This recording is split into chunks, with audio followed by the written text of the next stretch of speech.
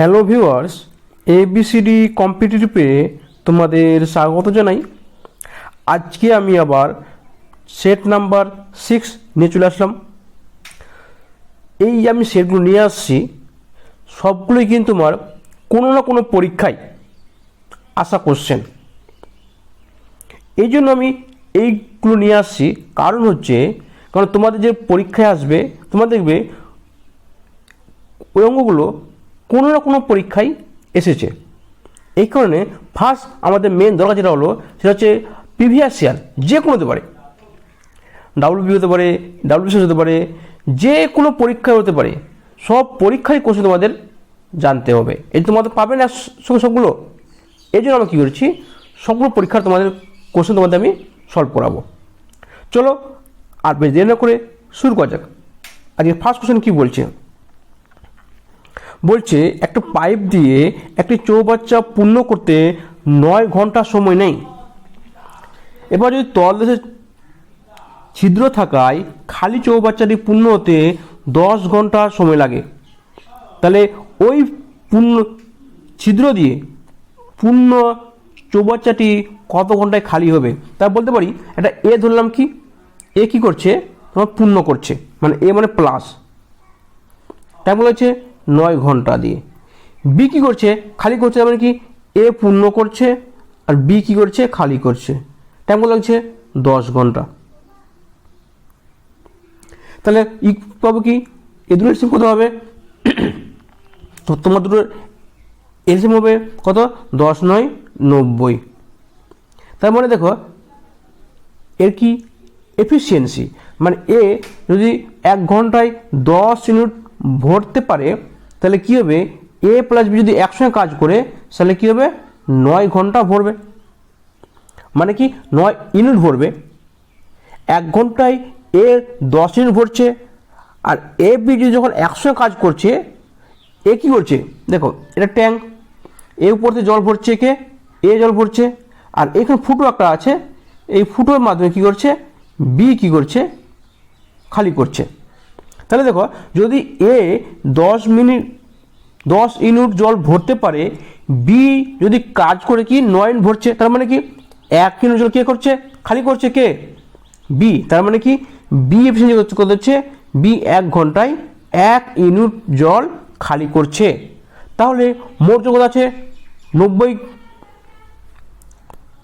তাহলে কী হবে, টাইম লাগবে, কত লাগবে, বি এর টাইম লাগবে খালি করতে 90/1 সমান হচ্ছে 90 ঘন্টা।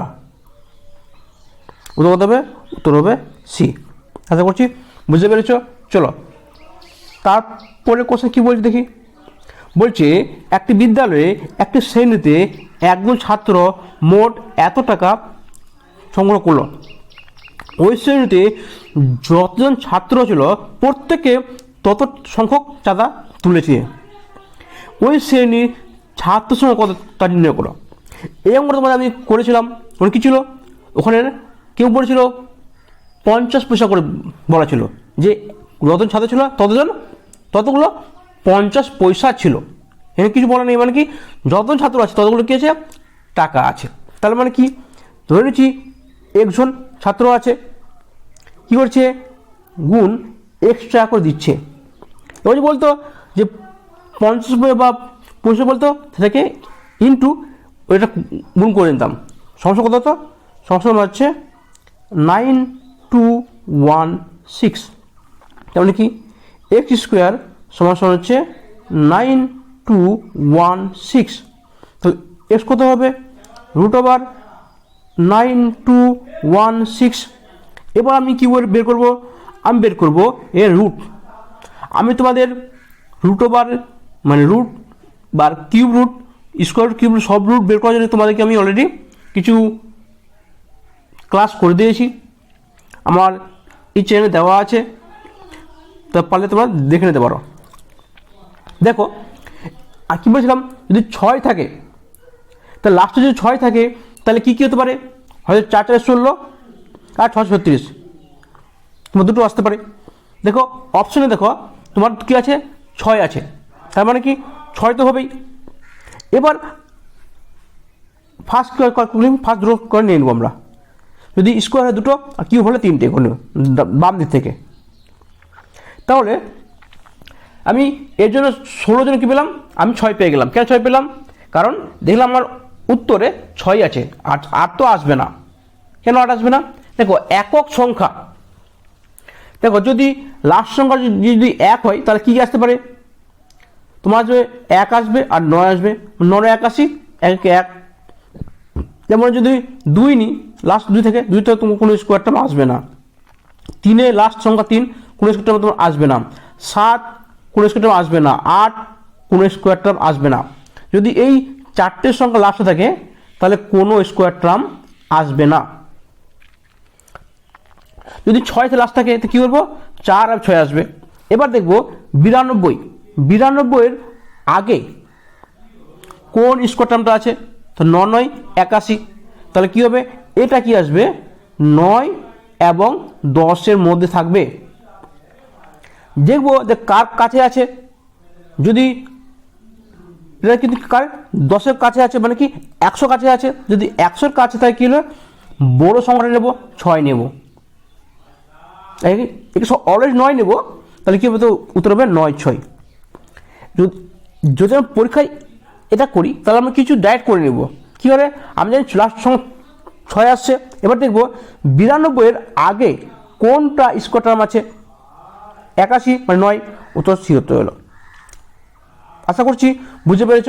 চলো তারপর কোশ্চেন কী বল দেখি, বলছে 40 লিটার জল মিশ্রিত দুধে, এটা কম একটা হবে এখানে, দুধ ও জলের মধ্যে হচ্ছে 3:2, ওই মিশ্রণে 10 লিটার মিশ্রণ তুলে সমপরিমাণ দুধ মিশ্রণ করছে, ওই কাজে পুনরায় আরেকবার করছে, তো নতুন মিশ্রণে দুধ ও জলের অনুপাত কত।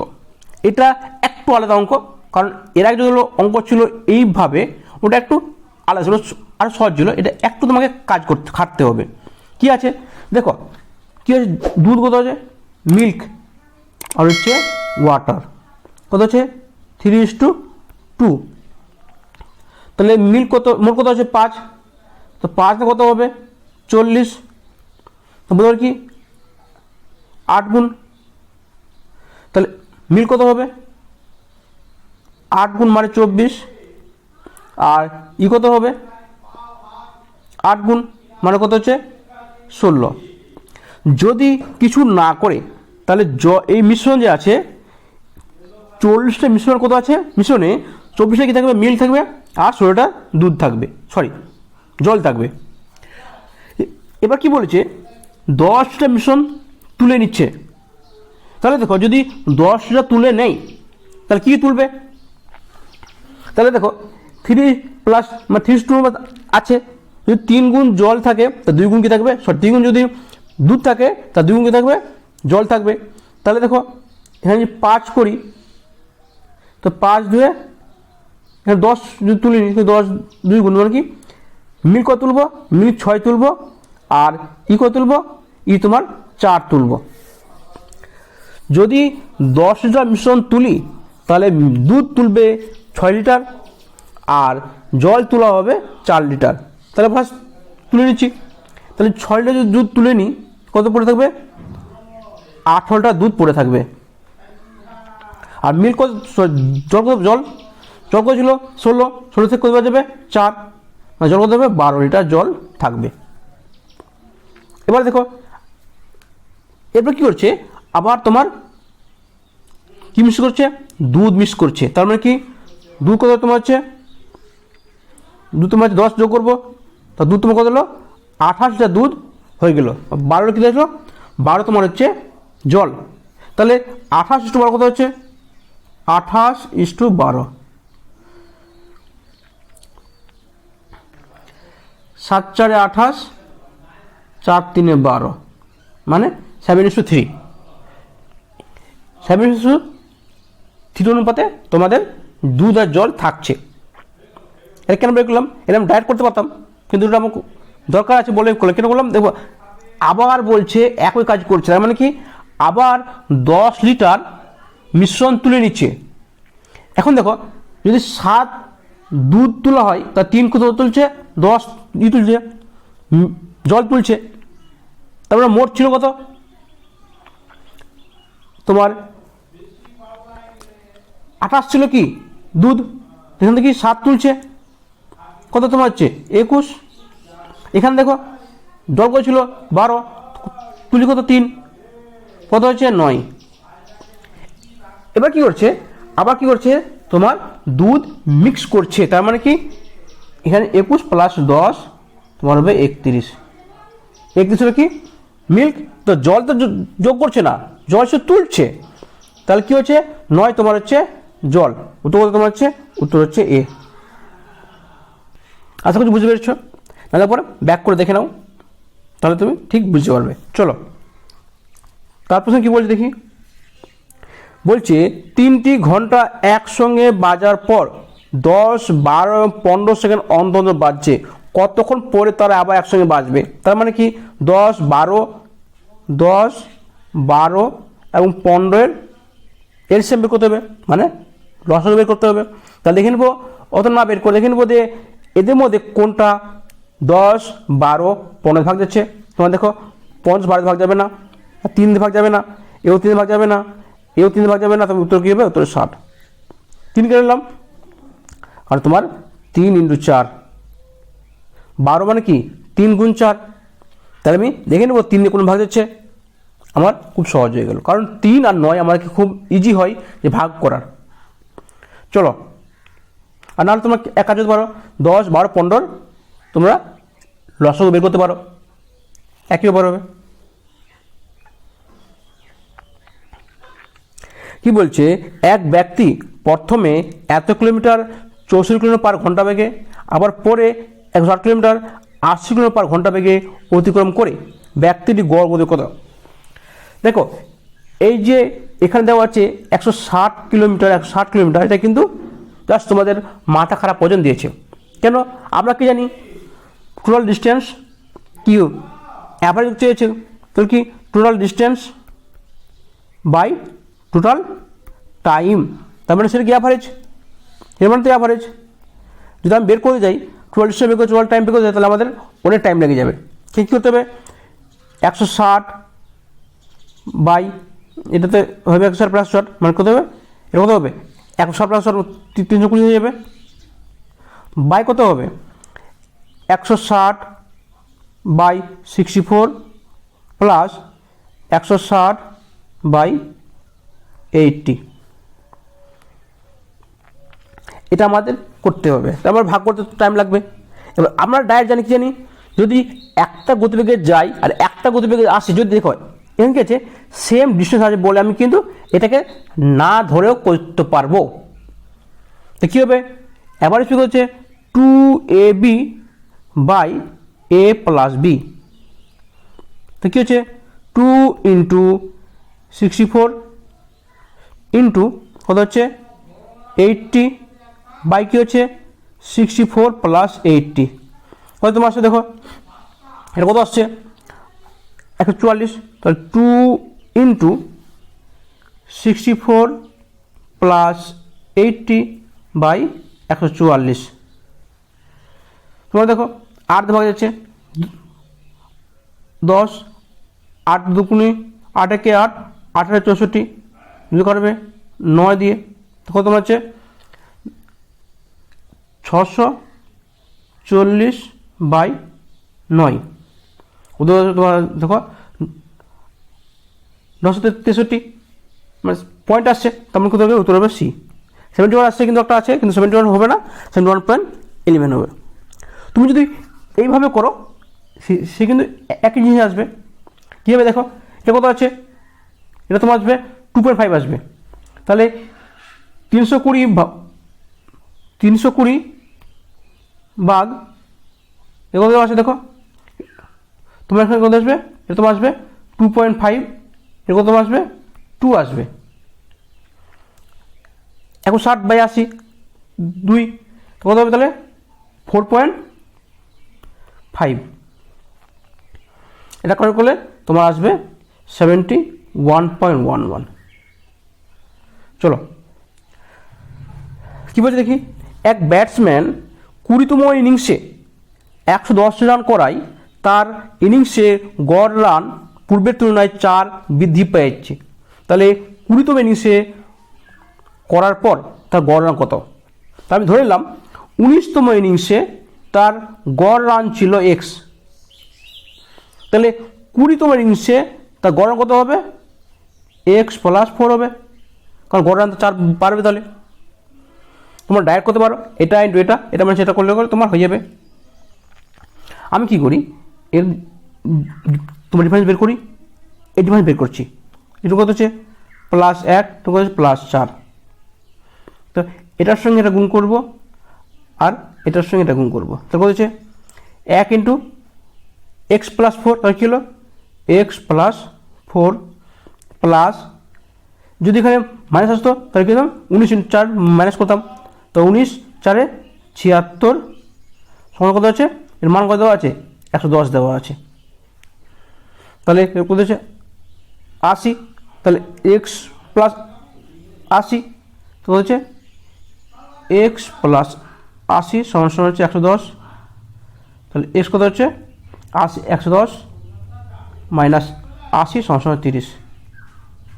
তাহলে কি 19তম ইনিংসে তার গড় রান ছিল 30 ছিল, তাহলে কি বলছে 20তম ইনিংসে কত এক্স কত, এটা হচ্ছে কি 30, এটা কত হবে তাহলে 34 হবে, উত্তর কত হবে, উত্তর তোমার 34 হবে। এবার তোমরা ডাইরেক্ট করতে পারো, কীভাবে কী বলছে ডিফারেন্স কত হচ্ছে তোমার হচ্ছে 110, তাহলে কী হবে 20 into x plus 4 minus 19 into x সমান কত তোমার হচ্ছে 110, যা দেখো 20x প্লাস 80 মাইনাস 19x তো হচ্ছে 20x প্লাস 80 মাইনাস 19x সমান সমান হচ্ছে 110, তাহলে এক্স কত হচ্ছে 20 মাইনাস 19 মানে এক্স সমান সমান হচ্ছে 110 মাইনাস 80, এক জিনিস আসবে। আশা করছি বুঝতে পেরেছ। চলো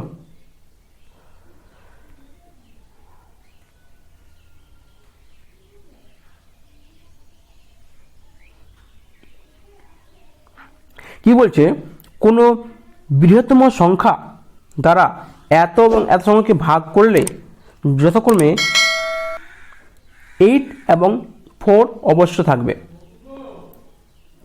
তাহলে কি হচ্ছে, আমি দেখো এখানে 4 এবং 8কে বাদ দিয়ে দিলাম, কেন দেখো যদি আমি 4কে দিয়ে ভাগ করি কখনো 4 ভাগশে থাকবে বা 8 ভাগশে থাকবে, কোন থাকবে না।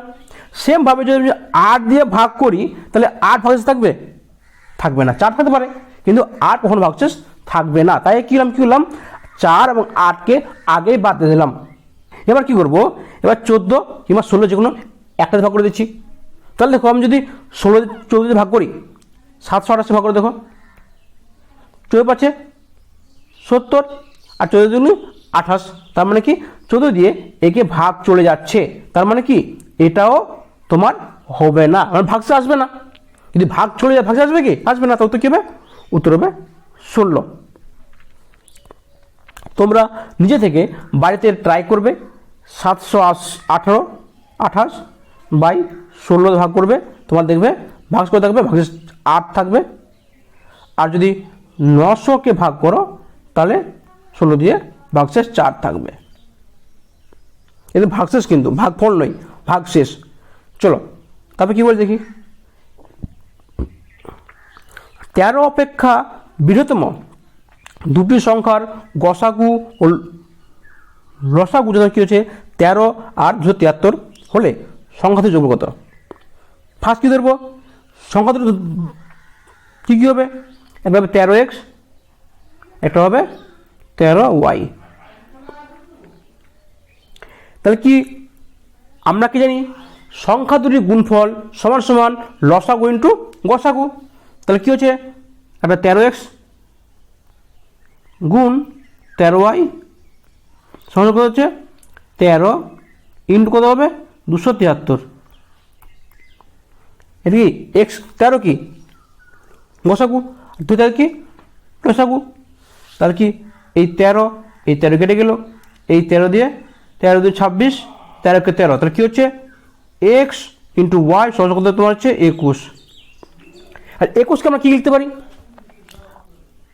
আমরা লিখতে পারি 1 × 21, আর লিখতে পারি কি 3 × 7। আমরা কোনটা নেব? আমরা কিন্তু 1 × 21 নেব না। কেন নেব না? নিয়ম অনুযায়ী কি আমাদেরকে নিতে পারবো। কেন? দুটো কিন্তু কোপ্রাইম। কোপ্রাইম মানে কি? মানে যে যদি দুটোর মধ্যে গসাগু 1 থাকবে, সেটা যে কেউ হতে পারে। দেখো কোপ্রাইম জিনিসটা কি? 4 3 4 হতে পারে, বা 5 6 হতে পারে দুটোই, বা 25 16 হতে পারে। দেখো 25 কিন্তু কি প্রাইম নাম্বার নয়, 16 কিন্তু প্রাইম নাম্বার নয়, কিন্তু তারপরেও কিন্তু এটা কোপ্রাইম হতো, কারণ 16 25 মধ্যে কি কোনো কি কমন ফ্যাক্টর নেই। তাহলে কি আমি এখানে 21 নিতে পারবো, আর 21 1 নিতে পারবো, আবার 3 7 নিতে পারবো, কিন্তু আমরা 1 21 নেব না। কেন নেব না? বলে দিই কী বলেছে, 13 অপেক্ষা বড় সংখ্যা দুটি হতে হবে। আমি যদি 21 × 1 নিই তাহলে কী হবে? 1 মানে কি 13 × 1 13, আর 13 × 21 মানে এটা বড় হবে। তাহলে আমার দরকার নেই, আমি নিতে পারবো না। কী নিতে পারবো? 13 × 3 × 7 নিতে পারবো। তাহলে কী হবে?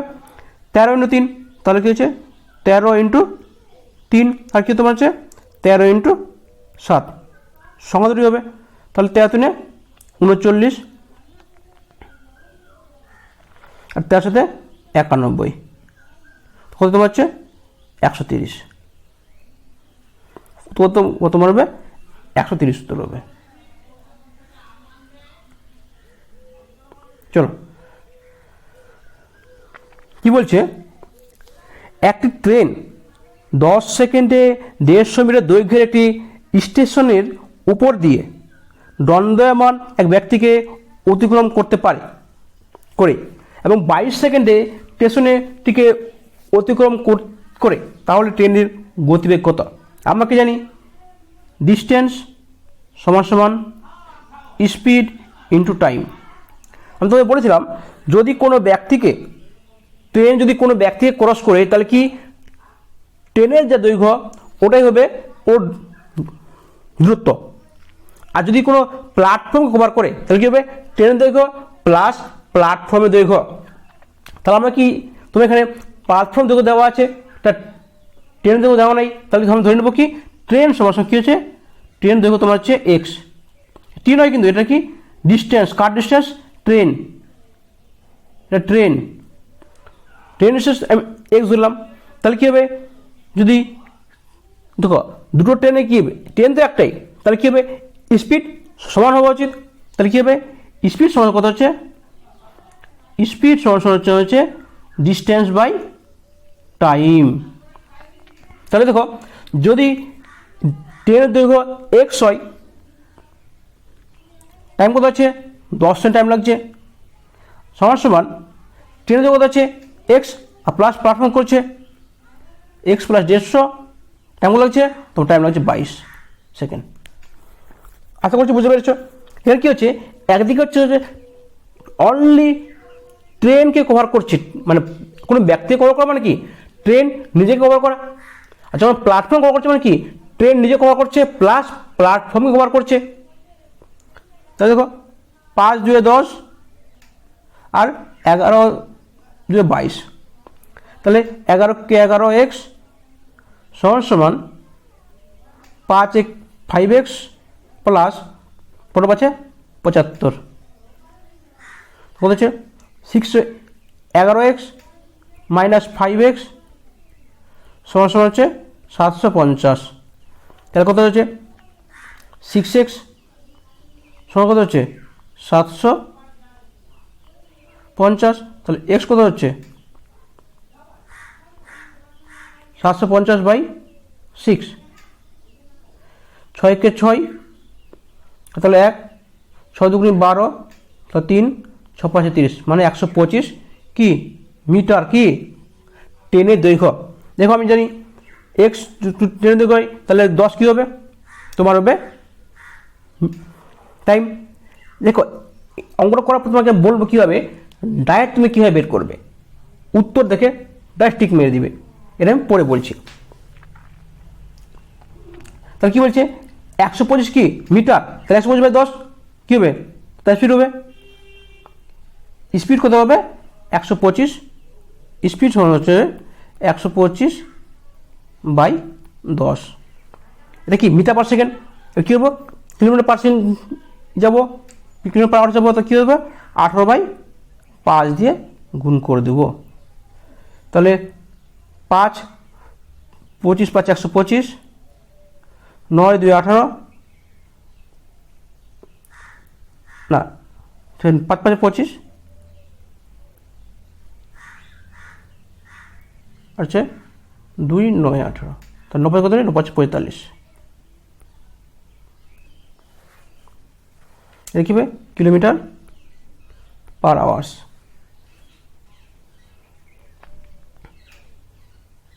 উত্তর হবে 45। যেহেতু এখানে আমরা জানি এদের নিচে 10 সেকেন্ড আছে, এটা তোমাদের অনেক সমস্যা হতে পারে। তাহলে যেহেতু 18/5 দিয়ে গুণ হবে মানে কি 18 মানে 9, তো 9-এর মাল্টিপল কোনটা আছে দেখলাম একটাই আছে, তাহলে টিক মারতে পারি। চলো আজকের শেষ অঙ্ক কি বলছে,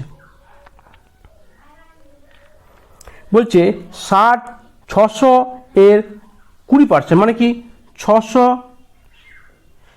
ইন্টু 20/100, বা বলতে পারি কি 1-এর 20% মানে কি 1-এর 5, তাহলে আমরা এখানে 1-এর 5ও বলতে পারি। 20/100 মানে কি 1-এর 5 না, সেখানে দেখো 25 মানে কি 25% মানে হচ্ছে 25/100 মানে হচ্ছে 1-এর 4, তাহলে এত সমান সমান কত তোমার হচ্ছে x ইন্টু 1-এর 4, তাহলে কী কাটবে এটা কেটে যাবে, তাহলে তোমার হচ্ছে 5 × 5, 5 × 2 = 10, 0, তাহলে এস কত হচ্ছে 12 × 4 = 48, 480, উত্তর কত হবে 480। আশা করছি তোমাদের ক্লাসগুলো ভালো লেগেছে, যদি ভালো লেগে থাকে বলবো আমার চ্যানেল সাবস্ক্রাইব করে নিও, একটা লাইক মেরতে, লাইক মারলে কী হবে আমারও ভালো লাগবে যে তোমাদের ক্লাসগুলো ভালো লাগছে। শেষ পর্যন্ত ধন্যবাদ, তোমার দিন শুভ হোক।